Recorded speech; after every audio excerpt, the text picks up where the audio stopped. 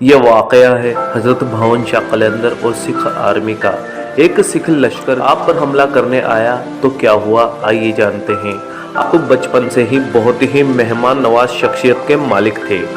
آپ رحمت اللہ علیہ کی عادت تھی کہ آپ ہر روز بہترین قسم کے کھانے پکواتے اور درویشوں میں تقسیم فرما دیتے تھے۔ آپ کی اس عادت کو دیکھتے ہوئے آپ کے والد محترم نے ایک دن آپ رحمت اللہ علیہ سے فرمایا، بیٹا تمہیں اس قدر خرچ کرنے کی استطاعت نہیں ہے، جو بھی مسافر آئے تم اس کی مہمان نوازی تو کرتے ہو، آخر یہ سلسلہ کب تک یوں ہی چلے گا؟ ایک دن ایسا ضرور آئے گا جب تم اس کام سے تنگ آ جاؤ گے۔ آپ کے والد صاحب کی بات سن کر آپ نے خاموشی اختیار کر لی۔ اتفاق سے اسی دن مسافروں کی ایک بہت بڑی جماعت آنور ہوئی۔ اس وقت رمضان مبارک کا مقدس مہینہ تھا، افطاری کا وقت تھا اور افطار میں کچھ ہی دیر باقی تھی۔ اچانک سے ایک شخص آپ بھون شاہ قلندر کی خدمت میں حاضر ہوا۔ اس شخص نے ایک بہت بڑا تھال اپنے سر پر لادا ہوا تھا جس پر بادام کا حلوہ اور انجیر پڑے ہوئے تھے۔ اس شخص نے یہ تھال آپ رحمت اللہ علیہ کے سامنے رکھ دیا۔ آپ رحمت اللہ علیہ نے فرمایا، تم اسے مہمانوں میں تقسیم کر دو۔ چنانچہ سب کچھ مہمانوں میں تقسیم کر دیا گیا۔ آپ کے والد محترم نے جب یہ نظارہ دیکھا تو حیران رہ گئے، پھر کبھی بھی آپ کو اس مسئلے پر کچھ نہ کہا۔ آپ کا مزار میرپور میں موجود ہے۔ یہ بات اس سمے کی ہے جب پنجاب میں سکھوں نے مسلمانوں کا قتل عام شروع کر رکھا تھا۔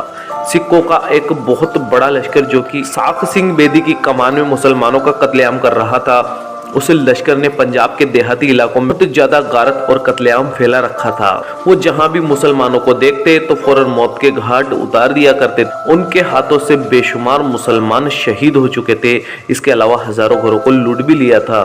سکھوں کا یہ جتھا جب میرپور کے قریب پہنچا تو اس کی آمد کی خبر سن کر مسلمانوں میں خوف و ہراس کی ہوا پھیل گئی۔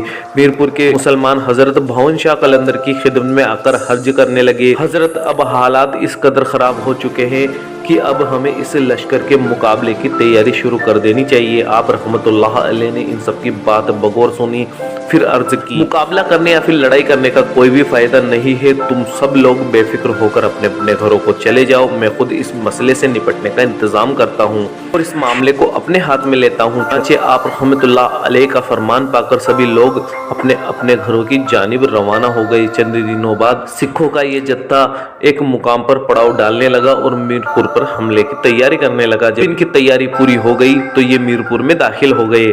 سب سے پہلے یہ جتھا حضرت بھون شاہ قلندر کی عبادت گاہ کی طرف بڑھا۔